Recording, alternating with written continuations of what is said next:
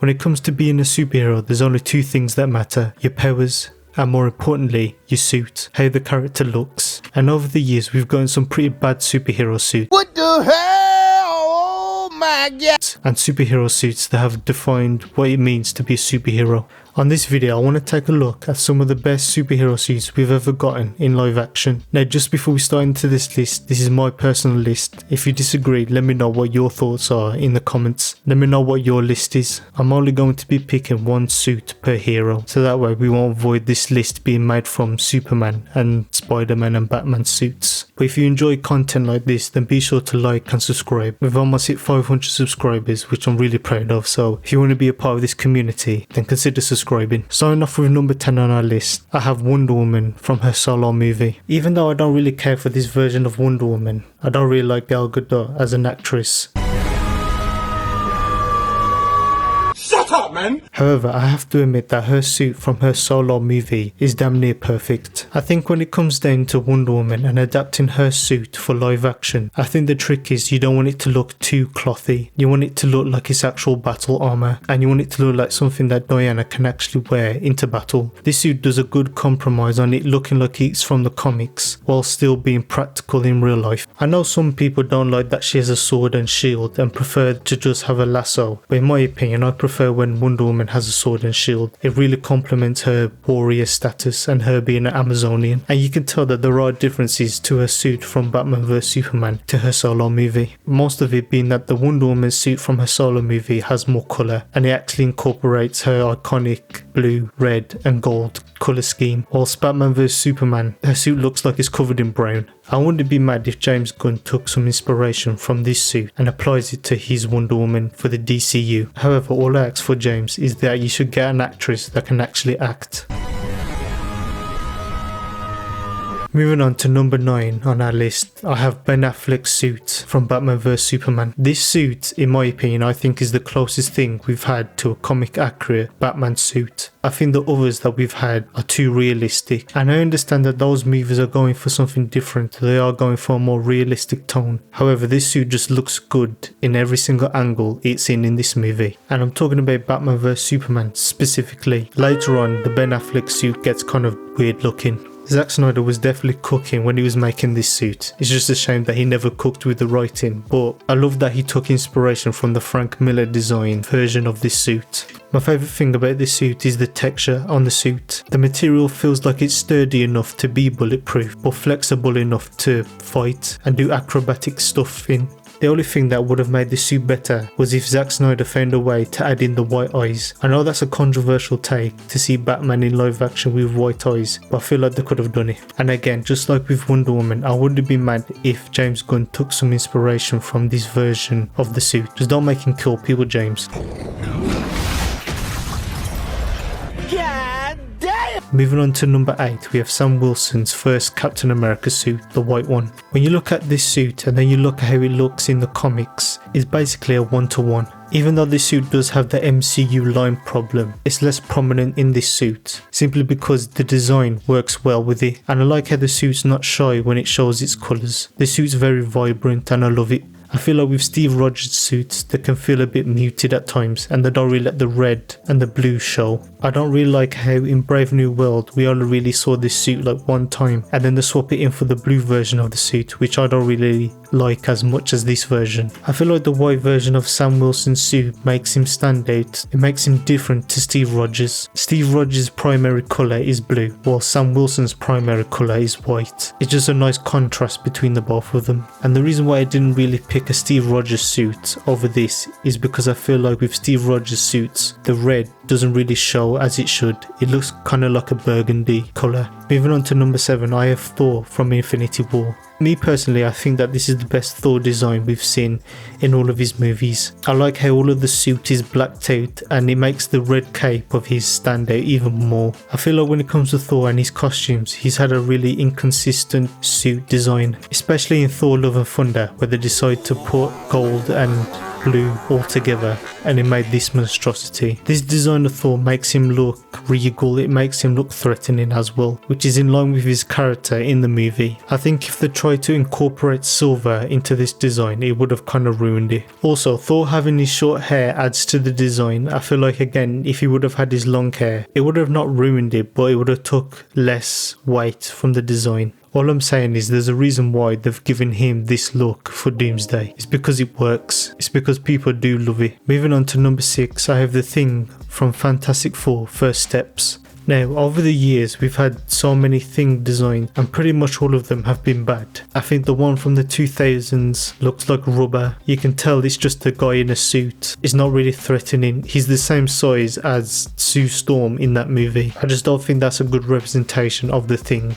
And then we have the one from the 2015 movie, and that one's just terrible, simply because he doesn't even wear clothes. They have him naked throughout the whole movie. The only aspect I like from that character is his size. I like how they actually tried to use CGI and make him look like a rock monster instead of just a man in a suit. And then we have the perfect Thing design in Fantastic Four First Steps. It's like they took the two previous versions of the Thing and mashed them together, and then we got this design, and I really like it. At first, when the trailers were coming out for the Fantastic Four movie, I had a nitpick saying that the Thing should have been a bit bigger. However, after rewatching the movie, I think that no, this is the perfect size for the Thing. And it's not only just the size, I really think that they captured certain characteristics of the Thing in the design, like that big eyebrow that he has, and his blue eyes, and him actually wearing clothes. With number 5 on our list, we have the Sam Raimi Spider-Man suit. This suit redefined how you could make superhero suits look on the big screen. Up until this movie, we had just been getting black leather in all of the superhero movies. X-Men,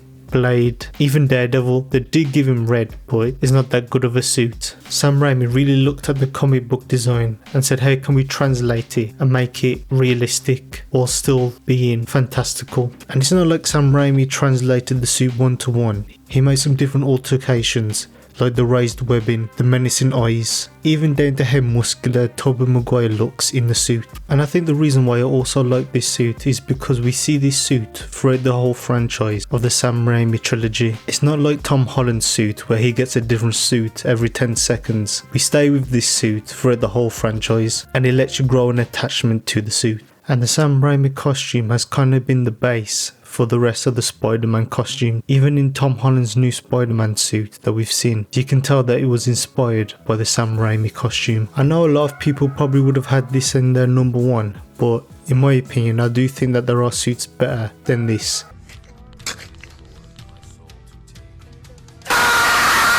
And my reasons for them is that not only did they replicate the comic, but they also innovated in more ways than the Sam Raimi suit did. Moving on to number 4, I have the Iron Man Mark III. Whenever I think of Iron Man, I think of this suit first. The first time when Iron Man suits up into this suit, it's just iconic.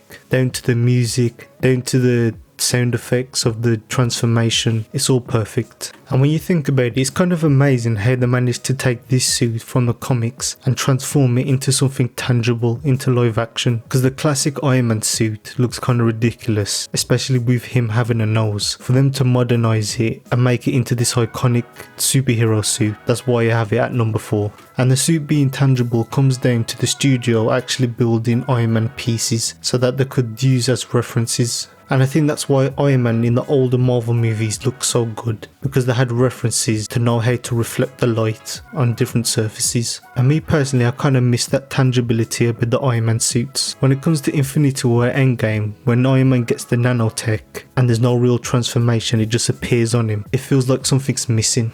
Moving on to our top 3. Now, some honourable mentions before we get into this. I really wanted to put Dr. Fate on this list, but I feel like he wasn't in the movie for that long. And the few glimpses that we did see from his suit, it was perfect. I like that in the helmet he didn't have eyes. I know that's not comic accurate to how he normally looks, but in that movie he looks so cold. And then you add in the fact that Pierce Brosnan played Dr. Fate, which is perfect casting in my eyes. It's a shame that that movie bombed though.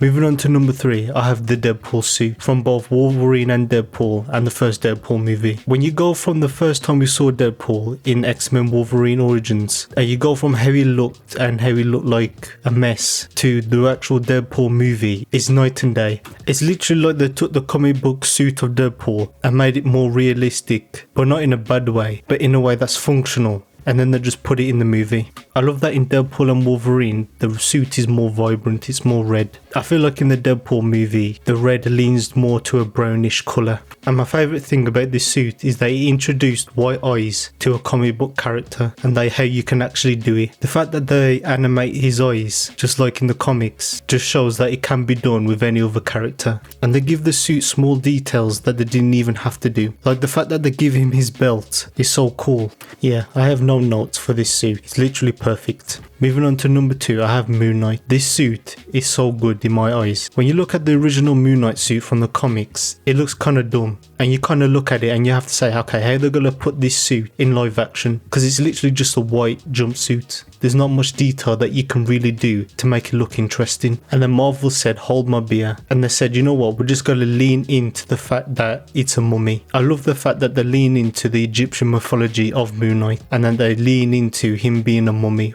rather than him being Marvel's Batman. I love the fact that his whole colour scheme is not just white. They very cleverly have gold accents to make the character look more interesting. And again, the white eyes. I really think if they just didn't have white eyes in this costume, it wouldn't be as good as it is. And just like Deadpool, they actually animate his eyes. I love that his cape is actually a moon. And I also love that there's no Marvel line problem. It looks like it's all cloth. There's no complicated design of lines anywhere. This is why I really hope we see Moon Knight again, because this costume's too good to just be ignored and never used ever again.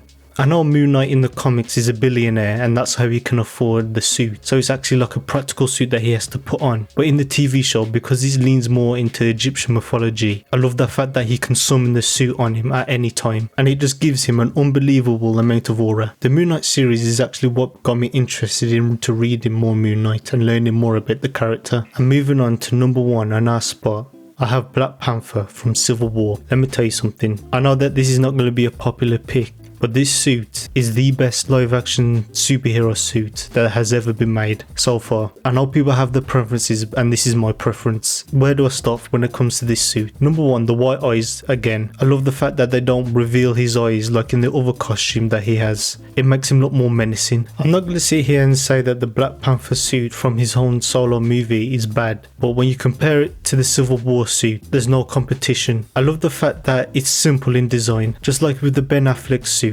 The material feels like it can take bullets, but it's flexible enough to be stealthy and can be flexible when he's fighting. It does have the MCU lines, however I feel like they're so muted and so dull that you can't even really tell, and they feel like more cultural Wakandan designs than just random lines everywhere. I already said that this suit is perfect, but I'll be really curious to see how this suit would look with a cape on. That's a design that I've been waiting to see on Black Panther in live action. I really want to see him with a cape. Just like how Moon Knight and Deadpool innovated their designs, the same's done for Black Panther. Black Panther's original comic book design is just him in a skin-tight jumpsuit. And Marvel took this concept and decided, okay, if this is a dude that has vibranium, he would put it in his suit and it would look strong but also flexible at the same time. And that's the list. If you agree with this list, then let me know in the comments. And please follow my Instagram. I have a new personal Instagram, so follow there. But if you like this type of content, then please like, subscribe, and I hope you have a good day.